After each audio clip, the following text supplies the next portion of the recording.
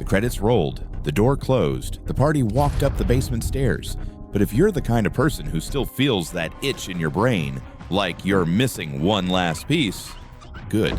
Because in this video, I'm going to give you the cleanest campaign guide for the entire show in one sitting. Not a recap, not here's what happened. I mean the rules, the blueprint, the D&D logic that was hiding in plain sight for 5 seasons.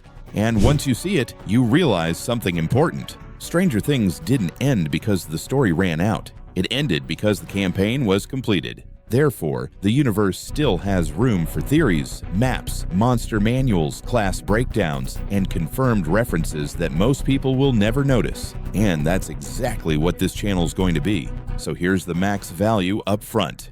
If you only remember one thing, remember this. The Upside Down was never the final destination. It was the hallway. It was the bridge. It was the dungeon corridor connecting Hawkins to something older and deeper. That's why the show keeps treating it like an in-between space with rules that can collapse. If you've seen my bridge breakdown before, you already know I've been pushing that idea hard. But now that the story is finished, the payoff is clearer. In D&D terms, Hawkins isn't fighting a monster in a cave. They're fighting a gate, a connection point, a structure. And when you understand that, everything else in the series lines up. Because the big question was never, how do we kill Vecna? The real question was always, how do we close the path? That's why the endgame feels like a campaign finale. Not one hero doing everything, but a party executing a plan. One person distracts, one person holds the line, one person triggers the collapse, and one person pays the price. Which brings us to the biggest trick the finale pulled. 11. Everyone wants a simple answer. Did she die? Did she live?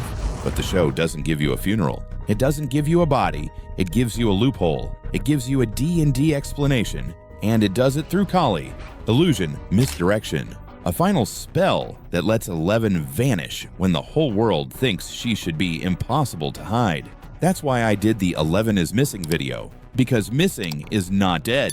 Missing is a choice. Missing is strategy.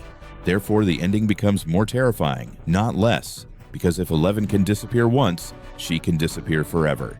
And if you want Stranger Things to keep living in your head, that's the kind of ending you want. Hope, but not comfort. Now here's where it gets darker, because Kaylee's trick only matters if the enemy is still the kind of enemy that can hunt you. And the finale makes one thing clear. Henry isn't just a bad guy. He's a vessel.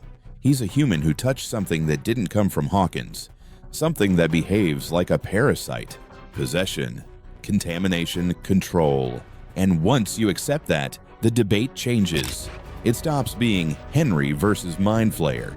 It becomes, where does the Mind Flayer end and Henry begin?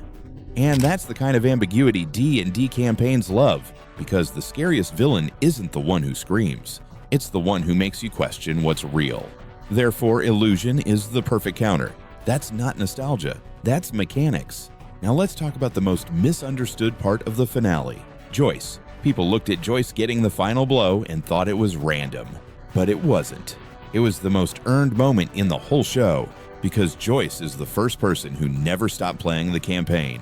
Season 1 begins with everyone telling her she's crazy, but Joyce believes anyway. Joyce acts anyway. Joyce does the one thing that makes every great party member valuable. She doesn't quit. So when Joyce steps in to finish Vecna, it isn't who's strongest. It's who earned the right. In D&D terms, Joyce is the character who never fails the wisdom save. She's the one who doesn't get charmed, doesn't get broken, doesn't get convinced to walk away. Therefore, when the DM hands her the final roll, it feels right. And if you watched my Joyce video, you know I framed it like a campaign crit, because that's how it plays. But the real ending isn't even the kill. The real ending is a door. That basement door closing is the most honest moment Stranger Things ever gave you, because it's not just saying the monster is gone. It's saying childhood is gone.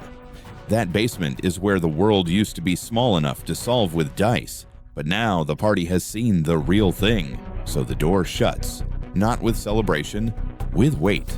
And then Holly and her friends run in like the next generation. A new party, a new campaign. That's the Duffers telling you the truth. This wasn't just a monster show, it was a coming-of-age campaign, and now it's complete. But if you're here, You already know what that means. When a campaign ends, the fandom doesn't die. It evolves. People start writing the campaign guide, the monster manual, the class list, the confirmed reference index. And that's the lane I'm building on this channel. So here's what's coming and why you're going to want to subscribe even though the show is finished. I'm putting together one pillar series that new viewers can binge like an actual rulebook. Every D&D theory that Stranger Things confirmed across all 5 seasons. Not every reference, every confirmed blueprint moment. The stuff that wasn't just a wink, the stuff that drove the plot. Then I'm doing a full Stranger Things monster manual. Each episode breaks down one entity like it's a D&D entry. What it is, what it does, what it needs, what its weakness is, and why the show chose it. Because the monsters weren't random, they were roles. Then I'm doing classes of Hawkins. Who's the cleric? Who's the ranger? Who's the warlock? Who's the paladin? And the point isn't to be cute. The point is to show you why the party worked, why the plan worked, and why certain characters had to do certain things in the finale. That's where my Mike Cleric stuff connects. That's where Joyce's final blow connects. That's where Will's cable arc connects, because Will isn't just traumatized. Will is connected. A conduit, a living wire. And if you've watched my Will breakdowns, you already know why that changes everything when you rewatch earlier seasons. Then I'm doing what I'm calling the Hawkins campaign timeline. Not events in order, rules in order, because every season upgrades the rule set like a DM escalating difficulty. Season 1 is Discovery. Season 2 is Contamination. Season 3 is Possession. Season 4 is Ritual. Season 5 is Collapse. Therefore, the show doesn't just get bigger, it gets stricter, which is why theories can be solved. And yes, I'm also doing the rewatch weapons. The 25 scenes that mean more now. The objects that function like spell components. The moments that were basically the DM foreshadowing the end. If you liked the ring scene stuff with Jonathan, that's exactly that lane.